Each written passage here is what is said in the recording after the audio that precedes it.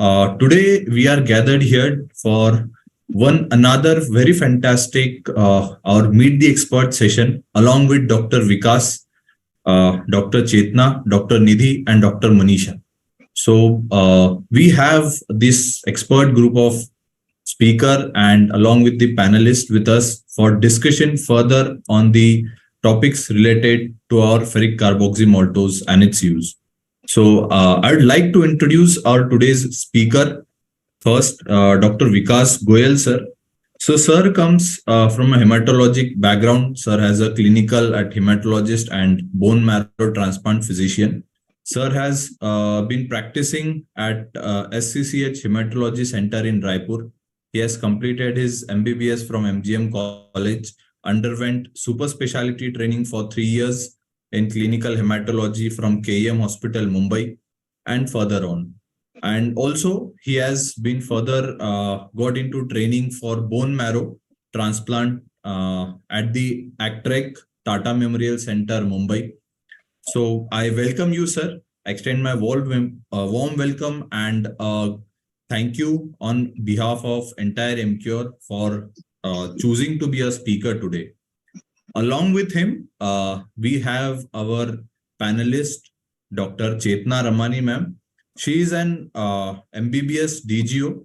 She is consultant obstetrician gynecology. Ma'am practices at Ramakrishna Care Hospital, Raipur, and she is a member of Sankalp and life member of IMS.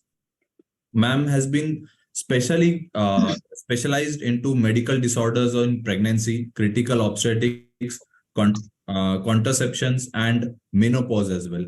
So I extend my warm welcome towards you, ma'am, and thank you for choosing to be our panelist for today. Then we have with us Dr. Manisha Jawar, ma'am. She is a consultant obstetrician and gynecologist and at Fetal Medical Specialist, Surat. Ma'am has been the editor for Quarterly News Bulletin of SP Medical College, Bikaner. She has been the past president of State Organization of Obstetrics and Gynecology Society of Gujarat. Ma'am has also been the past president of Surat Obstetrics and Gynecology Society. She has been an organizing chairperson for Gujarat State Obstetrics and Gynecology Conference in 2016 and in 2007. So I welcome you, ma'am, and thank you for accepting our invite to be the panelist today. We also have Dr. Nidhi Nagar, ma'am, as our panelist today. Ma'am is MD obstetrician and gynecologist from Ahmedabad. She is specialized in laparoscopic surgeon at Bansal Hospital, Bhopal. So thank you, ma'am, for accepting our invite to be the panelist today. We might also have Dr. Deepali Shukla. She might be joining in a while. She's expert in infertility consultant. She's director at Shukla Test Tube Baby Center, Akola, and we are expecting her to join shortly. So thank you all for accepting this invite. And now, without a further ado, I hand over the session to Dr. Vikas, sir. Sir, you can please proceed. Yeah, thank you. Thank you, Aditya, for a kind introduction. Yeah. So should I start sharing my screen now? Yes, sir, please. Sagar, can you make sir the host or give him the rights?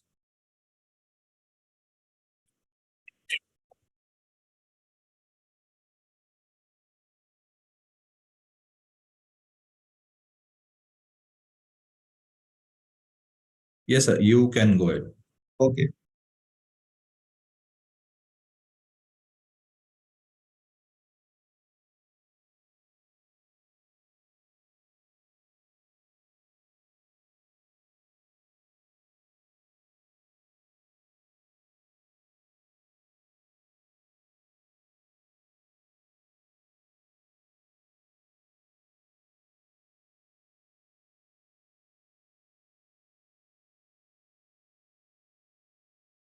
Screens are visible?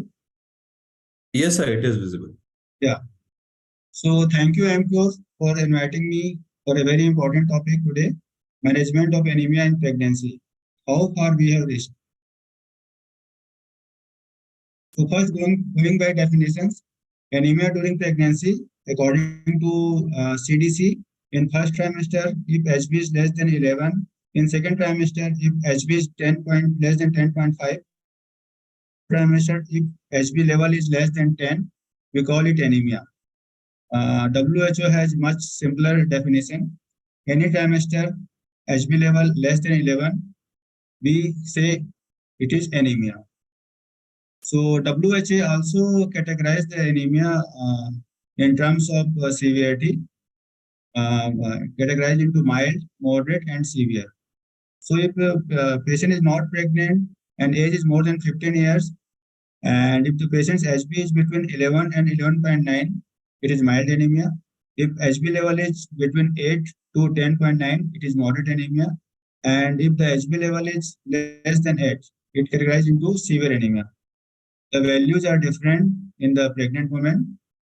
It is mild when HB level is between 10 to 10.9, moderate if HB level is between 7 to 9.9, and it is severe anemia in pregnant women if the HB level falls below less than 7. These are the definitions. You all know that iron requirement is increased during the pregnancy. It is a very beautiful picture in which you can see that in the Y arm there is iron requirement in milligram per day, and in the X arm different phases, non-gravid phase, all the 3 trimester of pregnancy and postpartum. You can see that the in non-gravid states, the iron requirement is very less. It is 0.8 milligram per day. But as the pregnancy progresses, the iron requirement further increases. You can see that in compared to first trimesters, in second trimester, iron requirement is more, and it is maximum in the third trimester. It reaches at peak in third trimester about 7.5 milligram per day. So, estimated total iron requirement in pregnancy is gross total 1200 milligram iron, net total 600 milligram iron, and mean 4.4 milligram per day. And the iron requirement once decreased just postpartum period, but again when the patient's menstruation cycle starts, then again the iron requirement increases. The average daily requirement of iron has been calculated as 0.8 milligram per day in the first trimester, and it increases to 7.5 milligram per day in the third trimester. Uh, it has been estimated that the average daily absorption from diet is very less. Western diet it is 1 to 5 milligram per day, and Indian diet it is 0.8 to 4.5 milligram per day. So you can see that diet alone is not sufficient to meet the iron requirement during the pregnancy, and we must give iron supplementation to meet up the demand. So coming to what are the causes of anemia in pregnancy? First of all, and most common is nutritional deficiency. The deficiency can be of iron, folic acid, vitamin B12. These are the most common. If the patient already having any hemolytic disorder or any hemoglobinopathy like thalassemia, sickle cell anemia, or acquired causes like malaria and G6PD deficiency. In these states, there is presence of hemolysis, and because of hemolysis, the requirement of iron and other vitamins increases, and this may significantly precipitate the anemia. If the patient is having blood loss from anywhere, or if the patient is having any defective iron absorption and metabolism, then also patient may develop anemia. The examples include helminthiasis, especially hookworm infestation, amoebiasis and giardiasis, schistosomiasis, bleeding hemorrhoids, or antepartum hemorrhage. In these cases, patient develop anemia.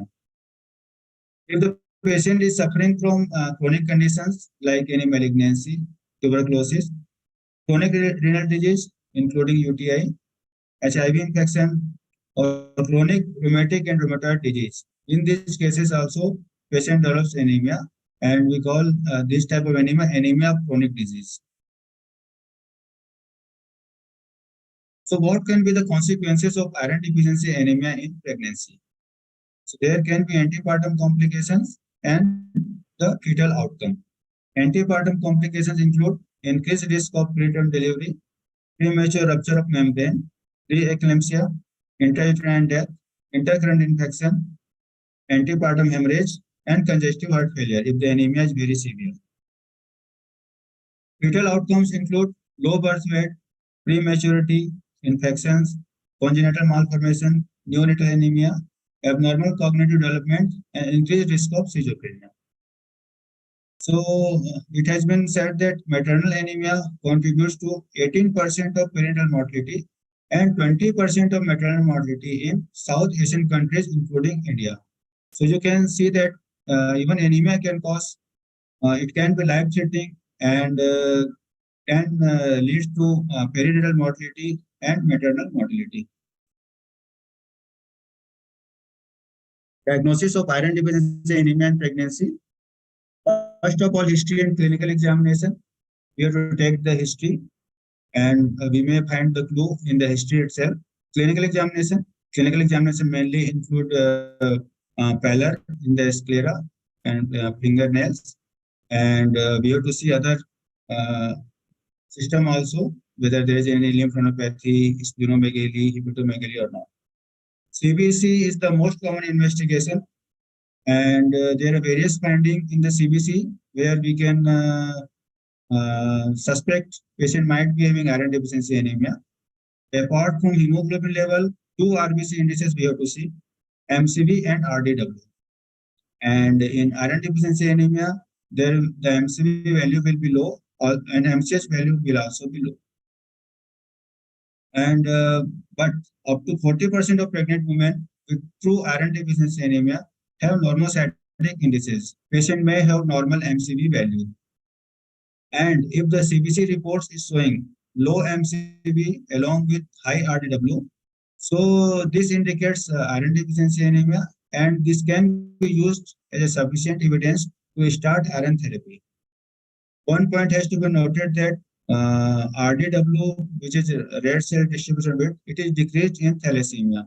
So by looking at RDW, we can suspect whether patient might be having thalassemia minor if it is normal or low, and if the RDW is high, then most likely patient is having iron deficiency anemia. We ask for iron profile. This includes serum iron and TIBC. These are unreliable markers because serum iron shows diurnal variation and is affected by dietary influences. And pregnancy itself increases TIBC even in the absence of iron deficiency anemia. So we have to ask for serum creatine level also. We should not ask only serum iron or serum iron and TIBC. We have to ask for serum creatine also because the serum creatine value is more accurate marker for iron deficiency anemia. As I said, serum creatine, if its value is less than 30, then it is sure that patient is having iron deficiency anemia, and we can supplement iron based on the serum creatine level. So what are the indications of testing serum creatine in pregnancy? So if the patient is known case of thalassemia minor or sickle cell trait, in those patients, even if the patient is having anemia, we have to document whether patient is having true iron deficiency anemia or not, because these patients are bound to have low hemoglobin level and they frequently have low MCV value. So at least in this group of patients, we have to ask for serum creatine, and if serum creatine low, then only we have to start the iron therapy. We have to ask for serum creatine also when there can be alternative etiology of microcytic anemia, like because in anemia of chronic inflammation, anemia of chronic disease, blood toxicity, these cases also have low MCV. So we have to accurately diagnose the case and we ask for serum creatine level. Suboptimal response to oral iron when compliance is doubtful. We can check by doing serum creatine whether patient is taking adequate iron or not. In non-anemic women at increased risk of iron depletion, such as those with previous anemia, multiple pregnancy, teenage pregnancy, pregnancy with high-risk bleeding, consecutive pregnancy with less than a year's interval. This is also indication for doing serum creatine testing.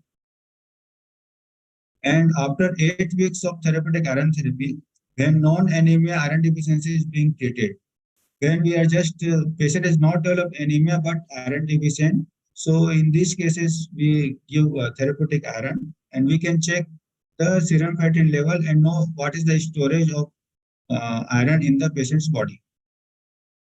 And also, before giving parenteral iron therapy, we have to confirm the diagnosis by doing serum ferritin level. So these are the various indications for testing serum ferritin in pregnancy. So there can be three types by which we can give iron supplementation. We can advise the patient to take iron-rich diet, dietary iron. There are iron supplementation available in the oral form. Various formulations are available, and there are parenteral iron. Various types of formulation are available in the market. So dietary recommendation, uh, the enhancer of absorption are heme iron, like is rich. Heme iron is rich in proteins, meat. Ascorbic acid increases the absorption. Gastric acidity, low iron stores, increased erythropoietic activity. These are the factors which increases the absorption of iron. There can be dietary element which inhibits the iron absorption. It includes calcium, tannins, tea and coffee, herbal drinks, fortified iron supplementation. So specifically, we have to advise the patient that calcium tablet or iron tablet should not be taken simultaneously. Also, as gastric acidity helps in absorption, so we have to advise the patient, if the patient is taking any antacid, any proton pump inhibitor, then patient should maintain at least 2 hour gap between PPI ingestion and oral iron. Considering the Indian food practices, dietary modifications are likely to be inadequate, and most pregnant women require supplementary iron because dietary iron is not sufficient to meet up the demand. So as I said, there are various formulations of oral iron available. So the supplements can be in bivalent form or trivalent form. Bivalent forms include ferrous ascorbate, ferrous fumarate, ferrous sulfate, ferrous bisglycinate. And trivalent iron include iron polymaltose complex and ferric ammonium citrate. And it should be noted that absorption of ferrous iron is 3 times higher than ferric iron. Like bivalent iron is more readily absorbed than trivalent iron. After dietary iron and oral supplementation, coming to parenteral iron therapy. So what are the indications of parenteral iron therapy?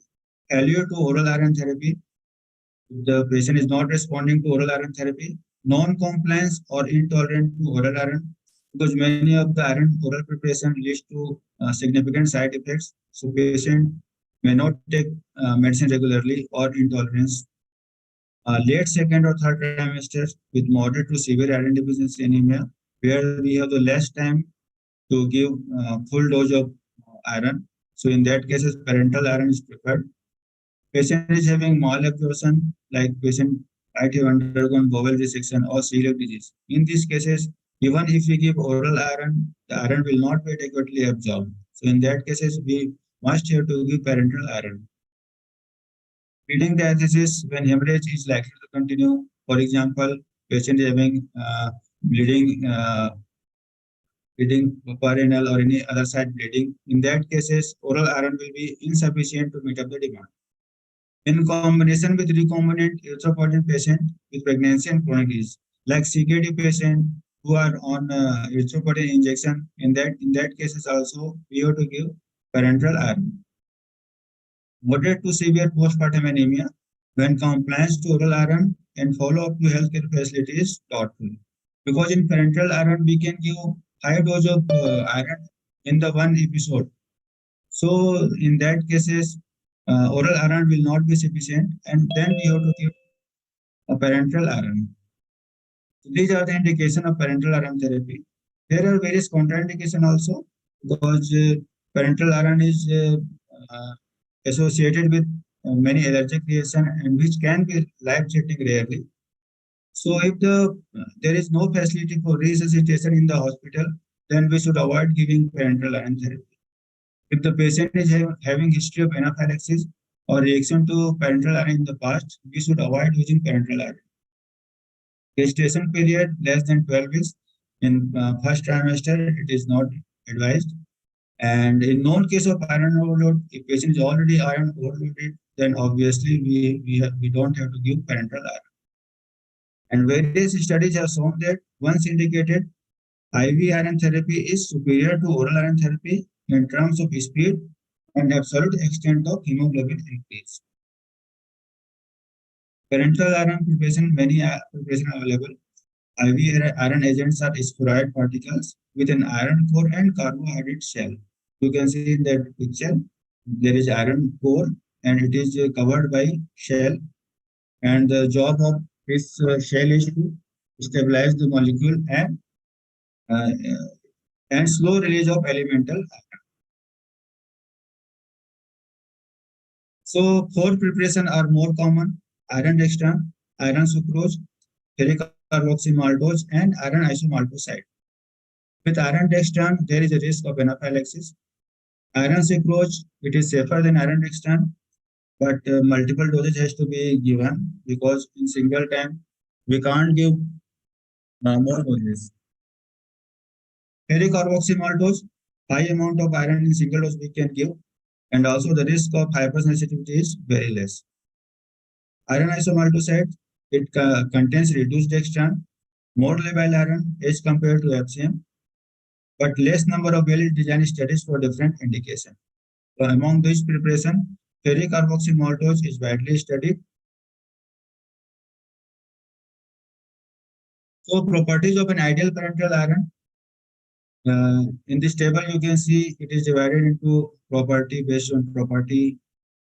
Iron dextran, iron sucrose, ferric carboxymaltose is compared based on type, molecular weight, complex stability, half-life, pH, osmolality, antigenicity, test dose, time for injection, maximum dose.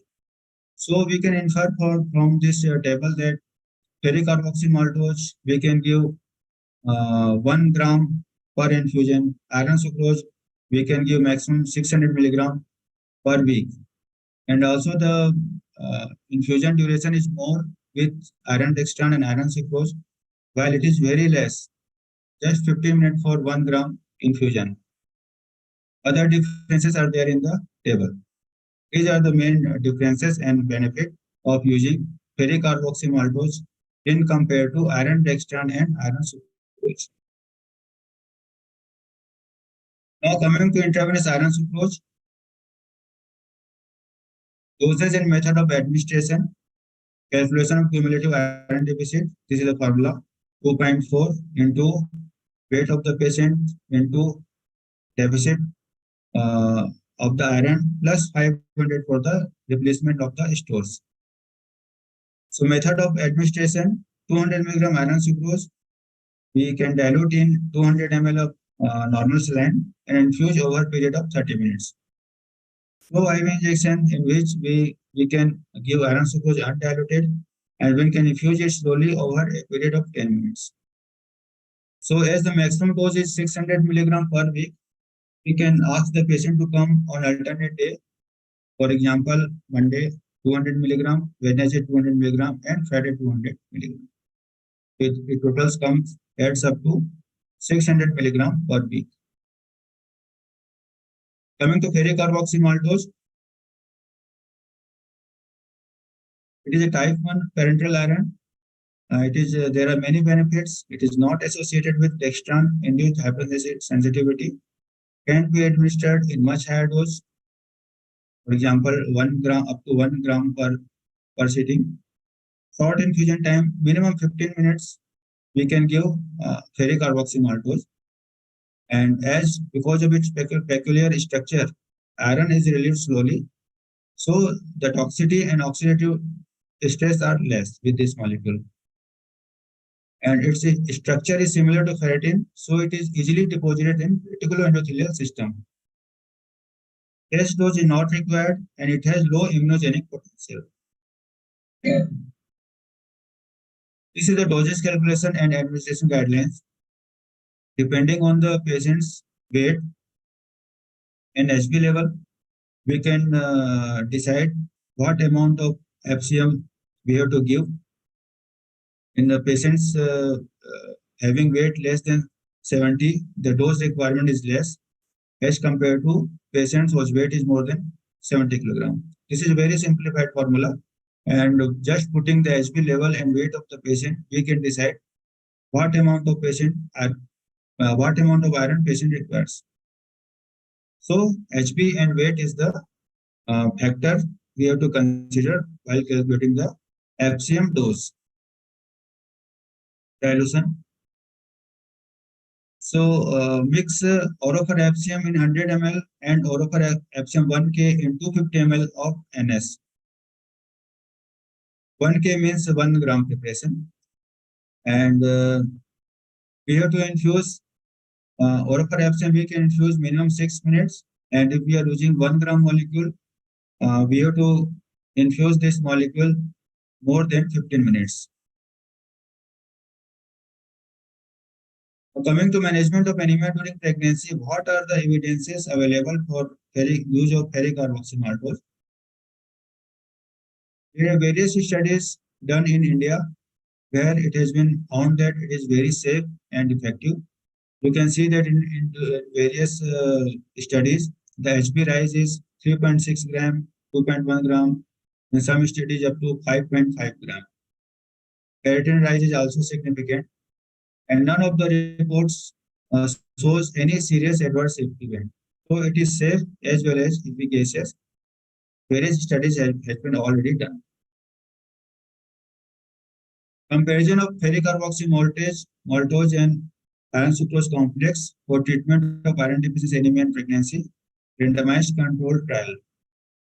So in this trial, it was a randomized controlled trial. 100 pregnant women were taken in the study with moderate to severe iron deficiency anemia. And it was compared, one group received FCM, 50% received FCM, and 50% received iron sucrose. And parameters were rise in HB from baseline after 12 weeks. So it was found that the ferric carboxymaltose results in more significant rise of hemoglobin as compared to iron sucrose. So the mean rise in HB at 12 weeks was significantly higher in FCM group than iron sucrose group. It was 2.9 gram versus 2.2 gram. It was significant. So it was concluded that treatment with FCM resulted in rapid replenishment of iron stores with significantly higher HB rise over 12-week period. The convenient dosing with lesser number of total dose to complete the treatment will lead to better compliance. Another study in Indian real life experience, clinical effects and safety of FCM in pregnancy. So you can see that if FCM is used in cases of moderate anemia, the HB rises from 9.18 to 10.38. The rise in HB is more significant when patient is having severe anemia. It rises from 6 to 10.23. In this study, 271 pregnant women in second and third trimester pregnancy received FCM. Mean dose was 1 gram. A significant increase in HB was noted as early as 20 days. And a significant increase in HB level of 4.23 was noted in severe anemia, which is evident in the graph. Absence of any hypersensitivity reactions and no deterioration of or negative safety signal in vital parameters observed during continuous monitoring of FCM infusion supports its excellent safety. It is safe as well as effective. Clinical effects and safety of ferric carboxymaltose in pregnancy. Data of 162 newborns born to mother who had received FCM in pregnancy was analyzed in terms of mean gestational age at delivery, mean birth weight, Apgar score, stillbirth, perinatal and early neonatal mortality rates, and requirement of hospitalization. So it was found that there is no adverse effects in terms of perinatal and neonatal outcome were observed in newborns of women who received FCM during pregnancy. So FCM is safe not only for pregnant women, but the newborn baby also. Single large dose administration, a rapid rise in HB with a favorable safety profile makes FCM the most preferable option in the management of moderate to severe anemia during pregnancy in a real life scenario. Clinical studies, neonatal outcomes, IV iron treatment in pregnancy, comparison of high dose ferric carboxymaltose versus iron sucrose. So 206 pregnant women were taken in the study. They were treated either with FCM or iron sucrose. Endpoints were to evaluate maternal safety, efficacy, and exclude safety concern for fetus. So it was found that among women treated with FCM, no signs of negative effects of the FCM treatment were detected on the fetus or newborn babies. Another study, retrospective case reports of anemic pregnant women receiving IV ferric carboxymaltose, experience from a tertiary hospital in Spain. Here, 95 pregnant women were taken who received the FCM during the pregnancy, and it was analyzed. A majority, 83 women of them received single dose of FCM of 1 gram. So it was found that neonatal outcome, week of pregnancy and delivery, Apgar score, and birth weight were not adversely affected due to ferric carboxymaltose. Another study, ferric carboxymaltose versus oral iron in the treatment of pregnant women with iron deficiency anemia, an international open-label randomized controlled trial known as FER-ASAP. So this was international trial, phase 3B trial, open-label study, and one-to-one pregnant women were randomized to either IV FCM or oral ferrous sulfate. Among these patients, 126 pregnant women received FCM.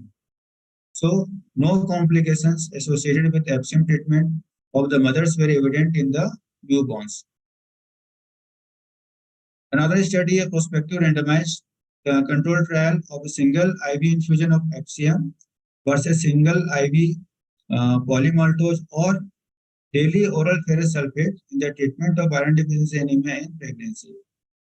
This was a 3-arm RCT comparing the 3 types of formulation, and it was found that FCM administered to pregnant women did not affect fetal outcome in terms of Apgar score, weight, length, or head circumference of the baby, neonatal resuscitation, or complications. These are the Anemia Mukt Bharat Guidelines 2018, Anemia Management Protocol for Pregnant Women. So mild anemia, if the HB between 10 to 10.9, and moderate anemia when the HB between 7 to 9.9. First level of treatment, 2 tablets of iron and folic acid tablet daily for 6 months.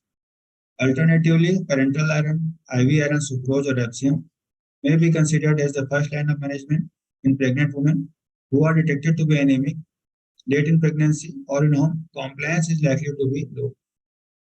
If no improvement after first level of treatment, refer to higher health facility, and the case may be managed with IV iron sucrose or ferric carboxymaltose. Severe anemia means HB level is between 5 to 6.99.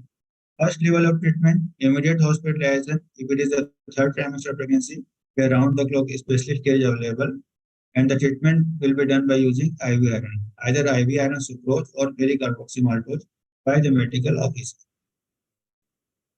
Thank you.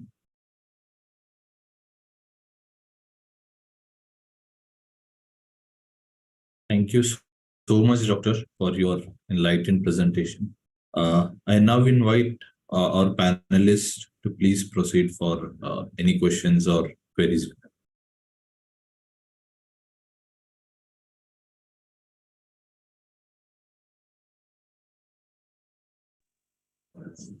Dr. Chetna ma'am, Vikas, you are on mute. Dr. Vikas, this is Dr. Manisha from Surat. May I know what are the chances of reactions? Because many of my colleagues, although personally I have never faced any reaction, recently I had a very mild skin reaction in one of my pregnant patients. But many of the colleagues are afraid of using Orofer FCM, even the physicians, because of the reactions. So may I know what is the reason? If Orofer FCM doesn't have reaction, what is the problem with the other brands? What is the cause of reaction actually? Yes. Because I think Orofer, they have given a QR code now because of the uh, counterfeit uh, ampules to combat that problem. But there must be some problem because I have seen even physicians are afraid of giving Orofer FC. Matlab, FCM, I'll say, I'll not name, but what can be the reason? And people have severe reactions. Yes, ma'am. So, anaphylactic reactions are known to all the iron preparation, ma'am. The chances are more with iron sucrose, iron dextran, and chances are less with FCM. We just zero in on Orofer FCM. Yes, ma'am. What is the content? Matlab, what content in the counterfeit is the reason of reaction? Because even I am afraid at times if so many people have faced reaction, if something goes wrong with me. So one of my patient had just minor skin problem, but then I was very much scared what happened. So reactions are there. We have to accept it with some brands.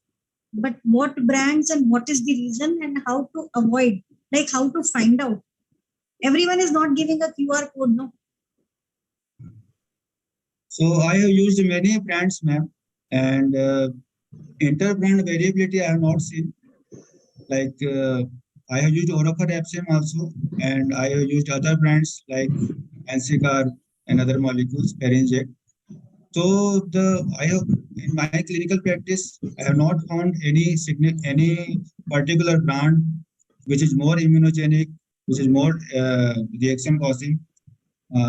So I have found that all the brands are safe, and You there is haven't risk. heard of reactions. Yes, ma'am. Orofer FCM. You have heard of reactions, no? Yes, ma'am. So please, if possible, if you have heard of reactions, speak some Yes. word about the reaction because that is the only troubling feature. Yes, ma'am. Rest, I think everyone knows it is good. It is one-time dose, very acceptable. If patient don't have to come again and again. The hemoglobin rise is also very good. Yes, ma'am. So iron itself can cause reaction, ma'am. That is the reason all the iron preparation are known to cause anaphylactic reaction. The benefit with FCM is that it is stabilized by a carbohydrate cell. So the iron releases very slowly in the body. And that is the reason the risk of anaphylaxis is quite less in FCM preparation as compared to other molecule. The reaction can range from mild reaction to moderate to severe. Most of the cases it is mild only, and we don't have to be panic with taking proper precaution. We are able to continue the dose, and in our center I had given to many patients and I have not found any life threatening type of reaction. Actually, Vikas, you are theoretically correct.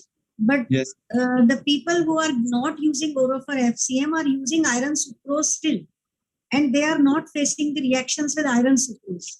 I am not concerned of myself because I haven't had any reaction till date. But there are so many people. It is not, it cannot be counted on fingertips also. And if they are in Surat, then they may be there in other places also. I think you are from Raipur, no? yes, ma'am. So maybe in Raipur also you will hear such complaints. So you have used both, ma'am. You use both sucrose also and FCM also. Yeah, I don't think. Anyways, chaliye. No, ma'am. I'm just asking you. You are using both molecules. No, I am not using iron sucrose at all. I am using FCM only. Okay. I am not using sucrose at all. I was using it before FCM was launched and it was certified to be used in pregnancy. After that, I have stopped using iron sucrose because you have to call the patient 2-3 times, 4 times at times. And sucrose you can, carboxymaltose can be given in as a single dose. Yes. So the compliance is always better. Yes. We also use advise FCM only, ma'am. In even in pregnant, whether patient pregnant or not, I prefer to give FCM only. because of the reason you mentioned. More dose we can give and less frequency of visits. Okay, thank you so much. Thank you. I think, can I speak? Yes, ma'am. Okay, I think one of the reasons sometimes people don't know, even I've seen many, I mean, in emergency room and all also, because they are not aware that it has to be given fast. Whatever the prescribed time is there, they have to give it, because once they are little slow in giving that, they give it for long. So there is release of more free radicals, and that may be the cause of reaction. And in between, definitely everyone had heard that this FCM is causing reaction, but that was limited to some slot which was immediately taken care of. Because I remember a very famous practitioner here in Raipur. So immediately, because they saw one reaction and they had, returned the whole slot. And after that, I think the problem was sorted out. So I really don't know whether it is about the brand or other brands and all. We still use this same brand and we are getting very good results. Of course, in a small clinic setting, because I am freely giving it in my clinic also. So when they say that 6 minutes, ठीक है, 6 का नहीं, 10 minutes कर लो, 10 का 15, but not more than that. So because in clinic, I just put that, scalp pin set, butterfly जिसको बोलते हैं. So at some point, I was even doing that. तो वहीं पे खड़े रहना, and you just look at the clock and, you can just rush it like that. But जब से ये हुआ है, definitely, she is right, Dr. Manisha, because even I am little scared of giving it in a small setting, and I prefer that they should come to the hospital and take it. So I mean, फिर से try करना and all. It has been clarified a number of times, I know. So maybe, but then giving it in hospital, though, I have not found any reaction for that matter. Of course, doses like 1000 milligram, I have tried on a couple of times. So 1000 से मुझे थोड़ा problem होता है, because patients complain of heavy headedness, body ache and all those things. मुझे ऐसा लगता है. So now 750 has also come up. So I think we can go with 750 very well. Sorry to interrupt, but I have been using 1000 milligram without any problem since many, I think 3 years or so at least. Yeah, so that's good. Yeah, because I have not tried it in many patients. I give in 30 minutes and in 200 ml NS. You can use 250 also, but 250 is very rarely available. So I use it in 200, and I have a small clinic setting. So haven't had, just recently I had one reaction that was limited to I know. phlebitis kind, nothing more than that. But my colleagues and friends, they have faced even anaphylaxis.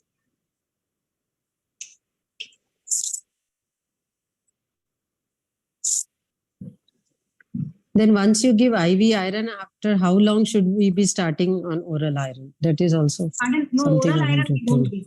If you have given No, IV I'm iron, asking, sir. no, we Or don't start. after how long? No, I mean, once you have given 2 doses, पूरा delivery तक नहीं देना है क्या पूरी sir? delivery months तक तो जरूरत ही नहीं है.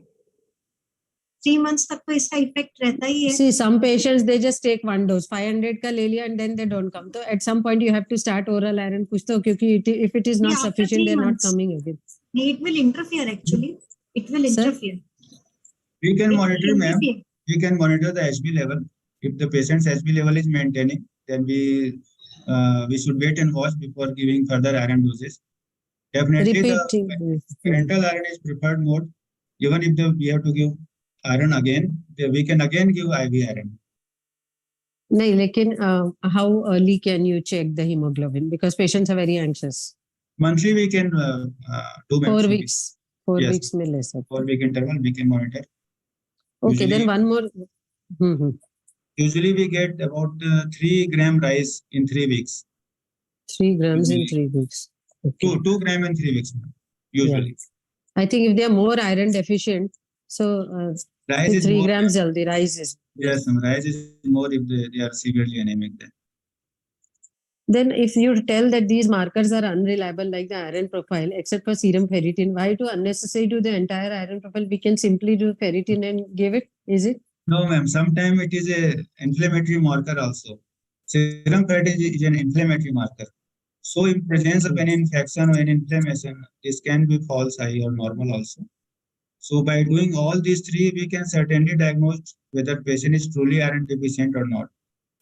Mainly, we have to differentiate between it is iron deficiency or anemia of chronic disease or anemia of inflammation. So based on all the three values, we can decide whether patient is having iron deficiency anemia or not. Some patients have both anemia of chronic disease and iron deficiency anemia also. So if we are doing these three tests, we can certainly diagnose whether it is truly iron deficient or not. Okay. That's But then I heard that kahi bola ki pregnancy mein cutoff is less than 50. In that your last session, no, you sent me, Samir, they were talking about 50 ferritin and below 50 also. Like even if it is 30 to between 30 to 50, you can give.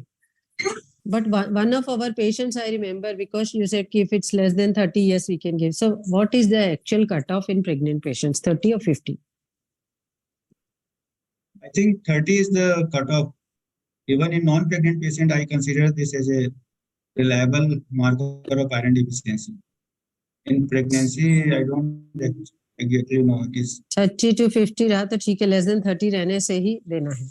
Ji. Okay. And Dr. Vikas, I'm Dr. Nidhi Nagar from Bhopal. Yes, ma'am. Yes. So I have a question that do we have to rule out thalassemia first before we prescribe IV iron in every patient? So, ma'am, any patient presenting with anemia in pregnancy, we must do thalassemia screening also, because lots of these patients are undiagnosed, and pregnancy is very right time to do the screening. It's very simple test. So anemia, pregnancy, HPLC for ruling out any hemoglobinopathy, and iron profile with serum creatinine. This test has to be done definitely. In non-pregnant patients as well, like if we want to give in a pre-operative patient who has fibrosis bleeding and is anemic.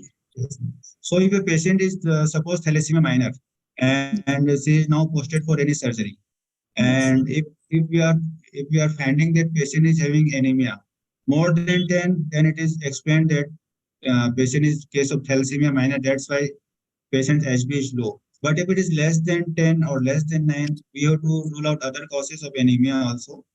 And in that cases, if patient is found to have iron deficient, then we have to replace iron. It is not contraindicated in thalassemia minor or sickle cell trait. If these conditions are there, but also having iron deficiency diagnosed by iron profile, then we have to supplement iron. Otherwise, patient's HB will not rise. Yes. Yeah. Thank you. Thank you. Then is there any cutoff below which you should not be giving? अगर non-pregnant है or 6 है, तो भी because they have ample of time and they are not willing for this thing. So blood वगैरह, तो उनमें थोड़ा ज़्यादा dose देके, even if it's like 6 gram, can we do that? Puberty, menorrhagia and all those things. हाँ, अगर iron deficiency है तो देना ही है ना मैम फिर उसमें. नहीं, जैसे pregnancy में less 6 वगैरह रहा तो we prefer giving blood. Yes, ma'am. Because we don't have that much time. If the patient is not symptomatic, even if HB is 6, if anemia is gradual, then the patient usually adopts even to 6 gram HB.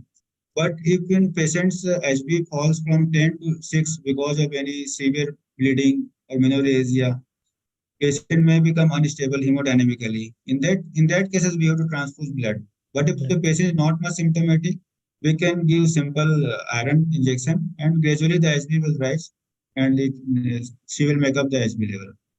So depending on the symptomatic condition of the patient. Right.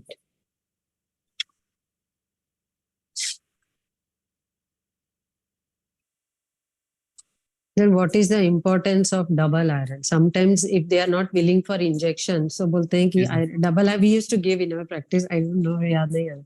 But I mean, will that help? Double iron means 2 types of morning, evening, 2 times. Yes. You are talking about oral or oral, of course. Okay, so guideline says, ma'am, even one dose is sufficient. Like OD dose is sufficient. Whatever dose we are giving, we calculated the dose.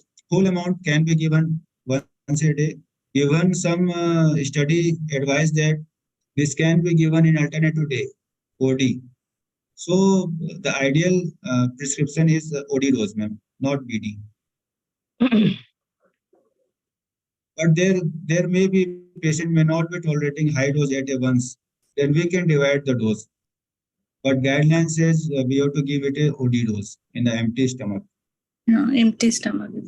Yes. By the way, which molecule should we prefer nowadays? There is a lot of confusion because ascorbate, fumarate, bisglycinate. So ma'am is it- yeah. Head to head study तो नहीं हुआ है ma'am कि कौन सा molecule better है. But ascorbate है बहुत ज़्यादा ये कि because you know vitamin C it helps in absorption. Yes, ma'am. It helps in absorption. But same patient may tolerate one molecule. Some patient may tolerate different molecule. We can change the molecule also. If patient is getting ascorbate and if GI side effects are more, we can shift her to fumarate, sulfate, or vice versa. Pyrophosphate. Okay. There is no head-to-head trial, ma'am. Yes. Okay. I can ask more questions, no? Sure, ma'am. Samir? Yeah, sure, ma'am. Sure. It is your session, ma'am. Because, okay. Right. What is about this RH negative? Are the guidelines similar if it is RH negative pregnancy or about IV iron? Yes, ma'am. There is no difference in indication whether patient is RH negative or RH positive. The indications are same. The dosage will be same, and the same protocol will be followed. Whether patient is irrespective of patient RH status. Then one of the inhibitors is calcium. That's why we Yes, tell ma'am. them that iron has to be taken at different time and calcium. Yes, But अभी नए combinations आ रहे हैं जिसमें you have iron, calcium, everything. Yes, So I have seen couple of Yes, combinations. yes. I don't remember the names, but yes. It's so how do you there, explain? but- No, ma'am. It is not scientifically. It should not be combined scientifically. So Should not we be should used. avoid using this type of molecules. But there may be some studies. That's why they have come up. I mean, how can they risk their products like that? Don't know. Ideally, we should not combine. Hmm.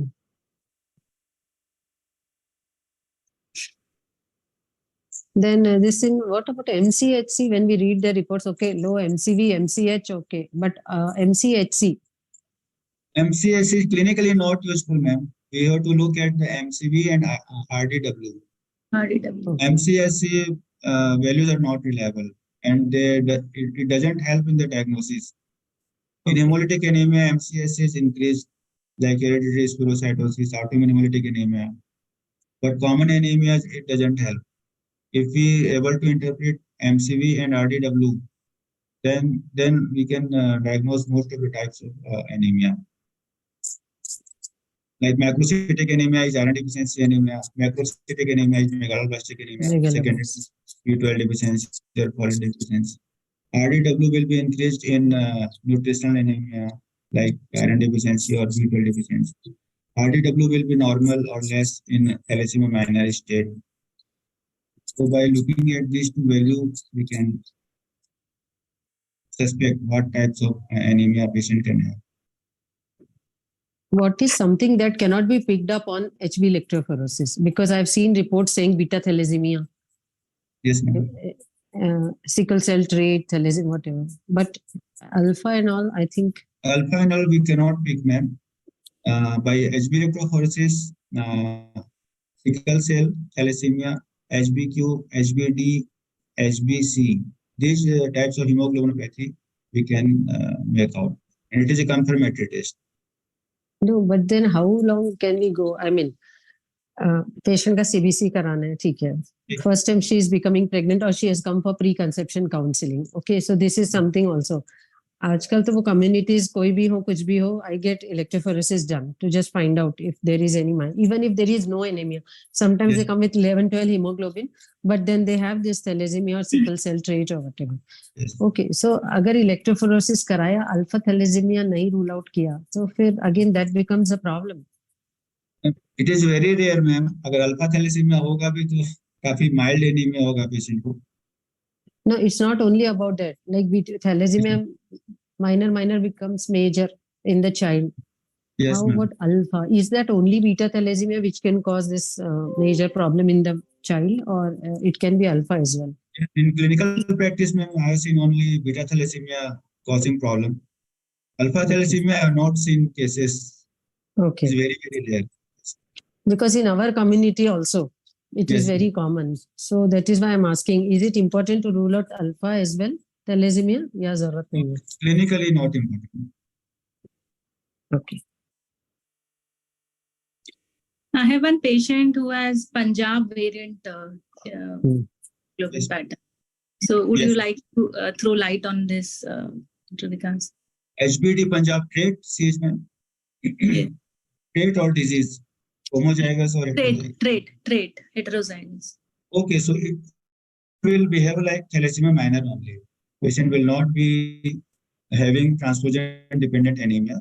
Patient can have mild anemia, just like thalassemia minor or sickle cell. The pre-marriage counseling has to be done, that the partner should not be having any hemoglobinopathy, Yes, because in the partner is, pardon? Partner is normal. He has So normal. then no problem. Patient will just behave like thalassemia minor. Mhm. Mostly she will be asymptomatic. Yes, she is asymptomatic. Little mild kind of anemia is there. Yes, HB around 10, 11 can be there. Then the other day I saw one report saying HBE, something they had written. I don't know. I had clicked also that report. I could not get it. But then when it comes to reporting, so in HBE में नहीं लिखा, तो वो बोला कि वो हो सकता है HbA2 is very less, so that is with it. But then we cannot find individually the HBE chains, something like that. What exactly is? Ma'am thalassaemia minor में HbA2 जो है वो थोड़ा सा बड़ा रहेगा. नॉर्मल कट ऑफ यूजुअली हम लोग 3.4 लेते हैं. If it is 3.6, 4, 4.2, 4.5, even up to 5, 6, we say that patient is having thalassemia minor. High HbA2 level, thalassemia minor. But if HbA2 level is very high, more than 10, we tell that this is a HbE. Okay. Only the quantity of HbA2 differentiate between beta thalassemia minor and HbE. If only mild raise in HbA2, it is beta thalassemia minor. Minor. Very much increase in HbA2, it is HbE. Okay, so I said, do you need confirmation or whatever? So they should write in the interpretation that Yes. it has to be confirmed or something. So something by DNA analysis, I think then they added. DNA analysis, yes.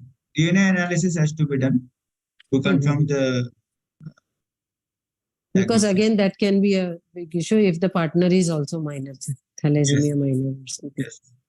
But if she is HbE and the partner is thalassemia minor, then also we have to do prenatal testing. Ideally, they should not marry, but if the pregnancy has occurred, then prenatal testing like CVS or amniocentesis has to be done to find the fetal HB status.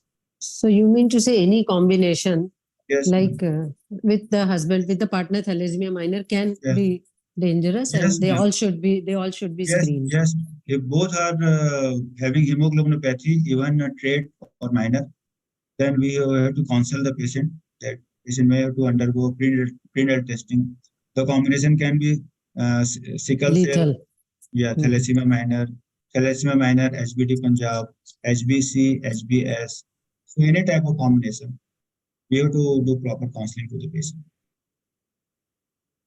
Then I have heard people saying कि मुझे thalassemia minor है लेकिन मेरी mother father को नहीं है.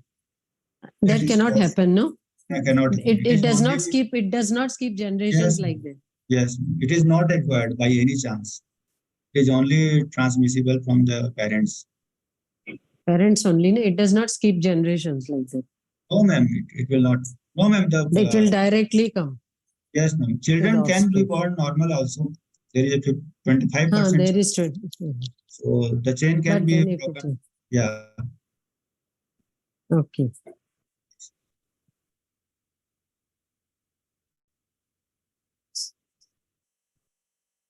Anything else? Samir, what do you want to tell Yeah. about your Rover Yeah. FCM?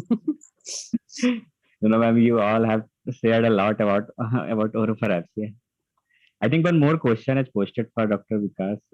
This is Yes, there is a question from Dr. Hina. She has just posted. I think sir has already answered this, but I'll just once Yeah. again clarify it. So, how many doses of FCM can we give to patients of hemoglobin less than 6 or 6? So very simple formula I have shown in one of my slides. So Yes. it depends not only on HB level, it depends on the patient weight also. If the patient's weight is more than 70, the dosage will be more. If the patient's weight is less than 70, the dosage will be less. There is very simple formula in one of my slides. So depending on the weight of the patient, usually the dose comes around 1000 to maximum 2000. If the patient weight is more, she will require 2000. If the weight is less, then she may do well with the 1500 dose only. Right, that's it. Thank you, sir. We also have one more question. I'll just read out it for you. Can less SpO2 be the indicator of anemia? Is there any correlation with less hemoglobin and SpO2? So this question has come from one of the doctors, Ninal Das. Only very severe cases of anemia, a patient can have low SpO2. For example, if the patient's HP is less than 5 or less than 4, in that cases only the SpO2 level will be affected. If patient's HB is more than 5, it doesn't affect the SpO2 level. So in very severe cases of anemia only, we see fall in SpO2 level.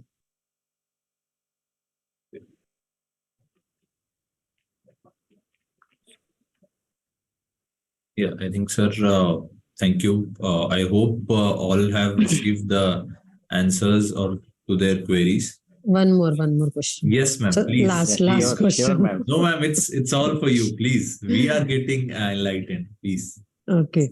So, what is your say about this deworming in pregnancy, sir? Sir, you are on mute. So deworming is done basically because many of the worm infestation can cause defective iron absorption. In those cases, if the patient is diagnosed to have iron deficiency and we don't know whether it is due to less nutritional intake or decreased iron absorption. So I usually in filter practice, I routinely do deworming of the patient by giving 3 doses of albendazole. So this is the idea behind giving albendazole to the patient, deworming of the patient. At what interval? So I give usually OD, ma'am. OD for 3 days. One Okay, tablet continuous 3 days. Yeah, continue 3 days, ma'am. One tablet Bandy HS for 3 days. Okay. And do we need to do stool for ovocyst or we can simply deworm? You can simply give, ma'am. Sometimes it may not be detected. Even deworming is very safe. In pregnancy, we can give. Yes, ma'am, we can. Is it Zentil? Zentil is different, no? Zentil is albendazole only, same. Yes, same, ma'am. Brandy Yes. or Zentil. Yes, ma'am, same. Then many times from periphery, no, they will come with already blood leke aaye. Without knowing the cause and all, they'll simply transfuse the blood. So after how long can we repeat the electrophoresis to get correct answer? 3 to 4 months, ma'am, because the RBC life is 120 days. So at least 3-month gap we have to keep for doing electrophoresis. If the child comes, ma'am, like in a child has come, age is 5 to 6 years, and the patient has received the blood, so we cannot do HPLC, electrophoresis. Then we ask for parents' HPLC test. So then we can make out in the family any hemoglobinopathy is there or not. At least we can rule out but the parents should be alive. Correct. In children, mostly it is we are able to do, but in elderly population, usually it's very We can do. difficult. Aditya, two Yeah. questions are there in chat box. Can you read it? Yes, I'm just reading it out. So actually, sir, after solving or after answering about the dosage, Dr. Hina has again come up that according to the calculation, it is the dose is coming off 1,480 grams. So should I give it her in single setting or in two doses at what interval? And if according to the calculation, if the dose is the dose comes to 2000 mg, then how it should be administered? If the dose is 1480, we can assume that it is 1500. 1500. Yeah, so minimum of 2 sitting will be required, because at the most we can give 1000 milligram in 1 sitting. So 2 sitting will be required at 1 week interval. We can give either 750 per sitting, or we can give 1 gram in 1 sitting and 500 milligram in 2 sitting. So 2 sitting will be required. In the interval of 1 week, we can give full dose of 1500 milligram, either 750 or 1000 and 500. And if its calculation is coming into 2 gram, then 2 sitting will be required, 1 gram of each. So 1 gram now and 1 gram after 7 days. This will be our dosing schedule. Yes. Thank you very much, sir. And repeat again. Then she has come up and repeat a hemo at what interval? Okay. 4 weeks. I usually ask to do HB level 2 weeks after the last dose of administration. If the patient has received 2 sitting, so at the end of 2 sitting, then 15 days gap, and then we have to see the HB level. So minimum 2 weeks is required to see the effect. Sure. Thank you, sir. Thank you very much. I think Dr. Hina has got her answers very well. So thank you, sir. I'll just once again cross-check if in meantime we have come across any questions.